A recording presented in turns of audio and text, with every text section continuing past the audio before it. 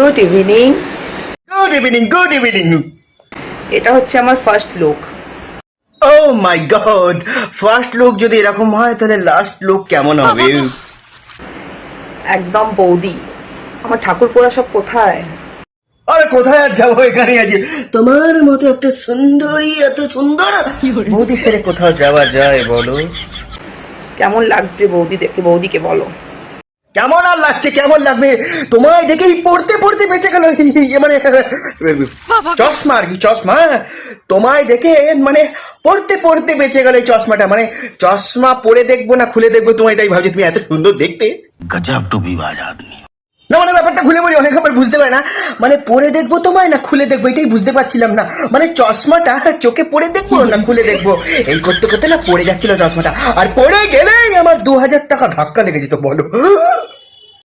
মানে নতুন চশমা বানাতে গেলে এখন 1500 থেকে 2000 টাকা ধাক্কা পাই। তোমাদের বৌদিকে কেমন লাগছে? একদম হাতে শাঁকাপলা পরে নিয়েছি, সিঁদুর পরে নিয়েছি, টিপ পরে নিয়েছি। বেশ করেছো, শাখা পরে নিয়ে, সিঁদুর পরে নিয়ে, টিপ পরে নিয়েছো, পলা পরে নিয়েছো, পুরো রূপবতী রূপবান কন্যা লাগছো, পুরো পতিব্রতা নারী লাগছো। এবার খুলে ফেলো, খুলে দেখাও দেখি কেমন লাগে। এখানেও কিছু নিন্দুক আছে, আমাকে এসে বলবে দাদা এরকম কথা কেন বলছো? আরে বোকা, আমি সেটা বলছি না। মানে বলছি যে বৌদি এত কিছু সাজসজ্জা করে যখন বৌদি বৌদি লাগছে, তখন মানে খুলে দিলে, মানে শাখা পলা সিঁদুর টিপ ফিপ খুলে দিলে হালকা ছোট্ট করে সিঁদুর পড়বে। Oh my God! মানে হালকা করে ছোট্ট করে সিঁদুর পরে চুলটা এরকম ঢেকে দেবে যাতে সিঁদুরটা না দেখা যায়, ঠিক আছে? তাহলে কি হবে, শাখা পলা না পড়লে ছোট্ট করে সিঁদুর পড়লে চুল ঢেকে দিলে মনে হয় ইয়ং কন্যা, এরকমই মনে হবে তো, মানে অবিবাহিত নারী আর কি, সেটাই বলছি আর কি। হ্যালো বন্ধুরা, দেখুন প্রত্যেকদিনের মতো আজকেরও মেনু নিয়ে চলে এসেছি। ঠিক আছে, অল্প পরিমাণ ভাত নিয়েছি। এই জিনিসটাই আমার মাথায় একদম ঢোকে না। কাকা যখনই ভিডিও মানে সবসময় বলে অল্প পরিমাণ ভাত নিলাম, অল্প পরিমাণ ভাত নিলাম। বলছি কাকা যদি এটা অল্প পরিমাণ ভাত হয় তাহলে বেশি পরিমাণ ভাত কোনটা? আন্ডা সিদ্ধ এবং গাজর সিদ্ধকে বেশি পছন্দ। তার সঙ্গে সত্যি বলছি কাকা, আমি আমার পাঁজর ভাঙা হৃদয় থেকে কথাটা বলছি। আমি যদি মুখ্যমন্ত্রী থাকতাম তখন তাহলে তোমাকে খাদ্যশ্রী সম্মানে সম্মানিত করতাম, কিন্তু এখন তো সব শ্রী উঠে গেছে, এখন সব যোজনা। কি করে বলো কাকা এটা অল্প পরিমাণে ভাত? তোমার লজ্জা করে না? অল্প পরিমাণে ভাত এটা, তোমার এই ভাতটা জানো 3 জনে খেয়ে নেবে। বাবারি বাবা, অল্প পরিমাণে ভাত কি বলিনি। মুগের ডাল আছে, দেখুন চিংড়ি দিয়ে একটা মোচার ঘন্ট, আর তোমার ঝিঙে আলু বড়ি ঝোল, স্যালাড। আর তা কাকা অল্প পরিমাণ ভাতের সঙ্গে মোচার ঘন্ট বেশ ভালোই, অনেক রকম পদ সাজিয়ে বসেছো দেখলাম। তা বলছি সবকটা আঝালা কেন? আমি আবার আঝালা খেতে পারি না একদম। আরে ঝাল কটকটকে মানে কটকটে রিচ খাবার পছন্দ আমার। যাকে আমার কথা বাদ দাও, বলছি কাকা এটাকে অল্প পরিমাণ ভাত বলবে না, কারণ তুমি যা ভাত নিয়েছো তাতে একটা বিড়াল ডেঙাতে পারবে না বলে এটা অল্প পরিমাণ ভাত। যাই হোক, এত বেশি খেও না, শরীরের প্রতি নজর দাও। দেখো রাগ করো না যেন, আমরা তোমার শুভাকাঙ্ক্ষী, আমরা সবসময় তোমার ভালোই চাই। মানে বেশি ভুঁড়ি বেড়ে গেলে, আমি আবার অন্য লাইনে কথা বলি, মানে আমার সবসময় বড় দিকে নজর, বুঝলে তো? মানে বেশি বড় ভুঁড়ি এরম হয়ে গেলে তখন আর টুনটুনি তোমার ভুঁড়ির নিচে ঢাকা পড়ে যাবে, কারণ তখন তোমার টুনটুনি কোনো কাজে আসবে না, কারণ সামনে তো ভুঁড়ি চলে এসছে।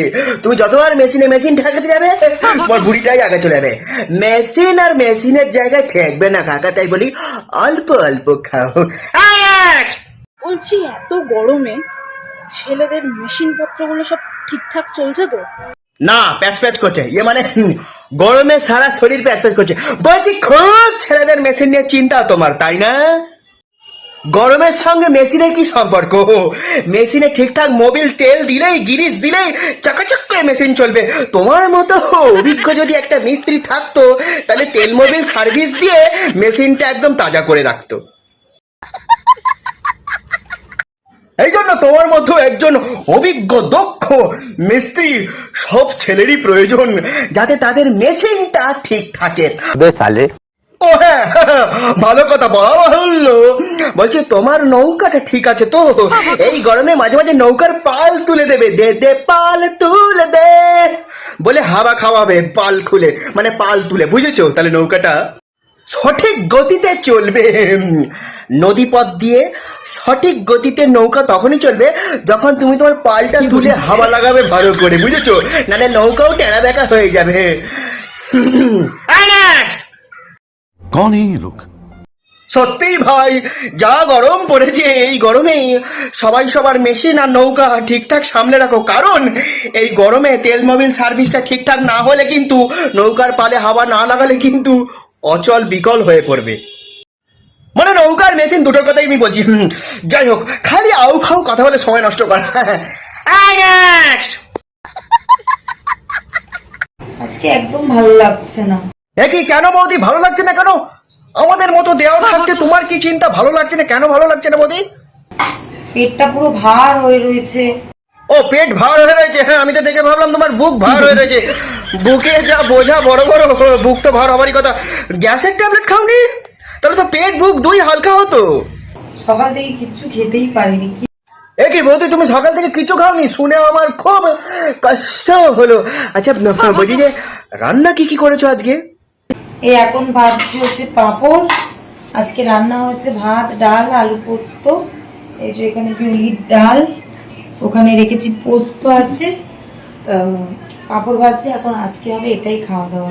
বাবা বাবা বাবা, অনেক রকম আইটেম হয়েছে তো। চলো খেয়ে নি।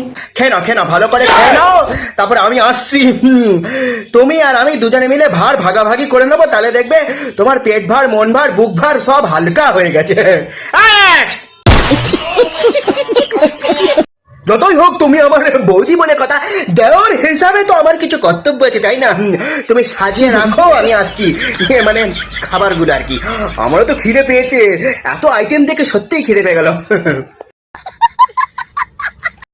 আজকের ভিডিও এই পর্যন্ত, দেখা হচ্ছে পরবর্তী অন্য কোনো ভিডিওতে। ততক্ষণের জন্য টাটা, গুড বাই। তোমরা সবাই হালকা করে টিপে দিও মানে লাইক বাটনটা। Ta ta, thank you so much, love you guys.